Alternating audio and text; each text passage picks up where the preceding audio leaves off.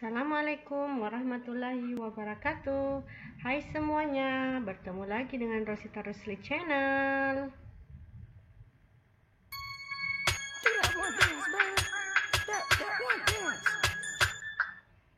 Jangan lupa subscribe.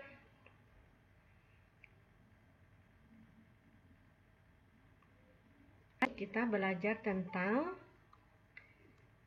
bioteknologi modern, yaitu cloning, oleh Najla Azhara Landini, Nabila Sifa Humaira, Nazifa Saima Putri, pembimbing Rosita Rusli. Ayo kita mulai, semangat ya! Pernahkah kamu melihat hewan dan manusia hasil cloning?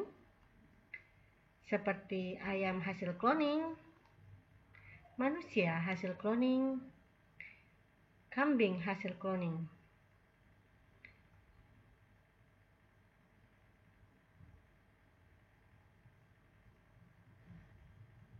Apakah yang dimaksud dengan cloning? Cloning berasal dari kata Yunani kuno, clone, yang berarti ranting atau cangkokan.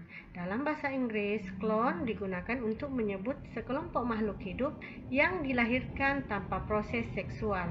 Istilah clone pertama diusulkan oleh Herbert Weber. Cloning dapat dilakukan dengan transfer gen, transfer embrio, dan transfer inti.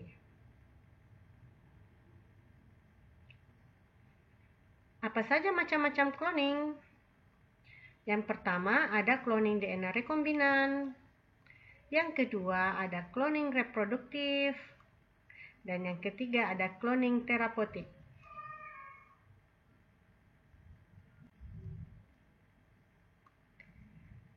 Cloning DNA rekombinan adalah merupakan pemindahan rantai DNA yang diperlukan dari suatu organisme di salah satu elemen replikasi genetik, misalnya pemasukan DNA plasmid bakteri dalam satu gen.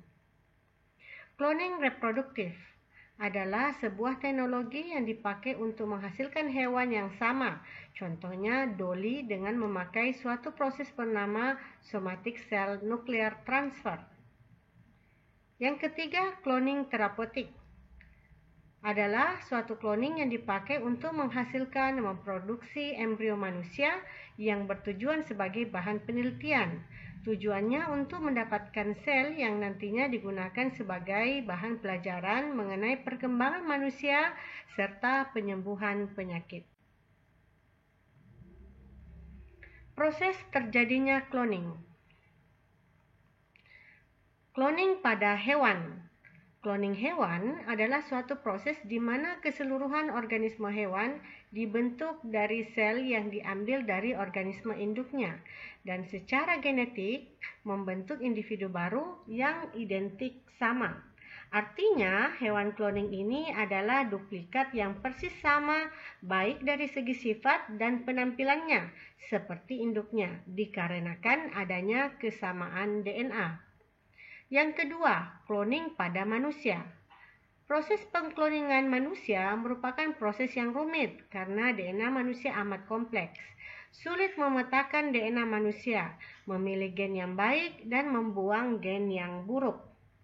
Hasilnya pun mengerikan. Banyak yang tidak tahu bahwa risiko terbesar dari makhluk hidup hasil pengkloningan adalah kelahiran yang cacat dan tidak sempurna. Selama ini kita tidak pernah mengetahui betapa mengerikan bayi-bayi hasil cloning manusia yang gagal. Contoh cloning pada hewan. Cloning domba. Pernahkah kalian mendengar nama domba Dolly? Bagaimana cara cloning pada hewan tersebut? Nah, mari kita simak ya.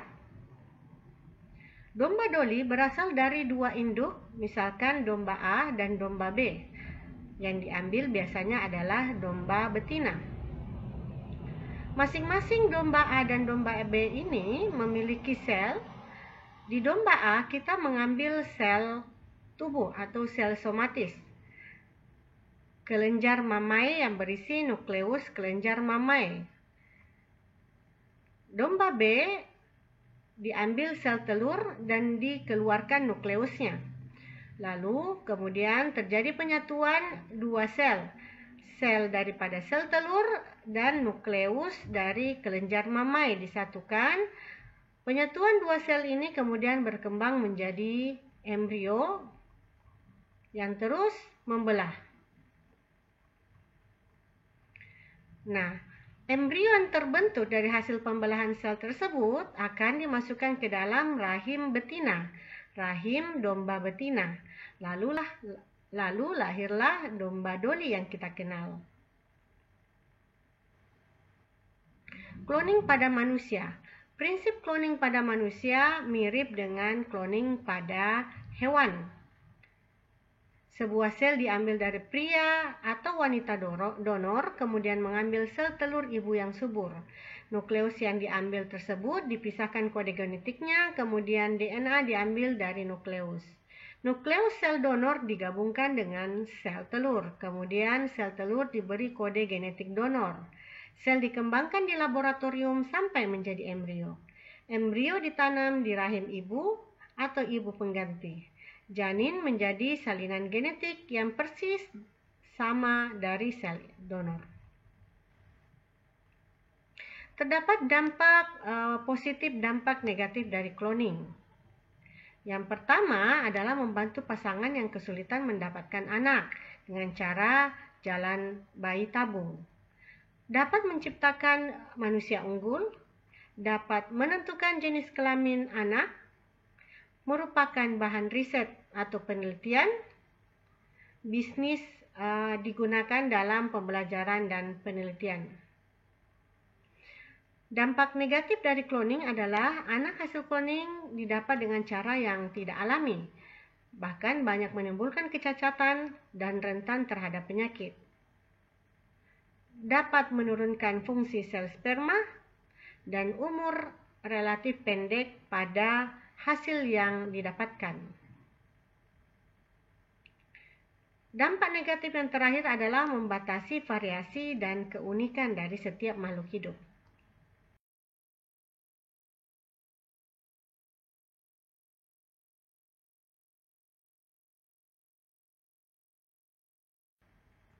Berikut adalah produk hasil cloning yang telah ada sekarang. Contohnya anjing hasil cloning, domba hasil cloning, monyet hasil cloning. Terima kasih atas perhatiannya. Taufik wal hidayah. Wassalamualaikum warahmatullahi wabarakatuh. Jangan lupa subscribe dan like yang banyak ya. Terima kasih.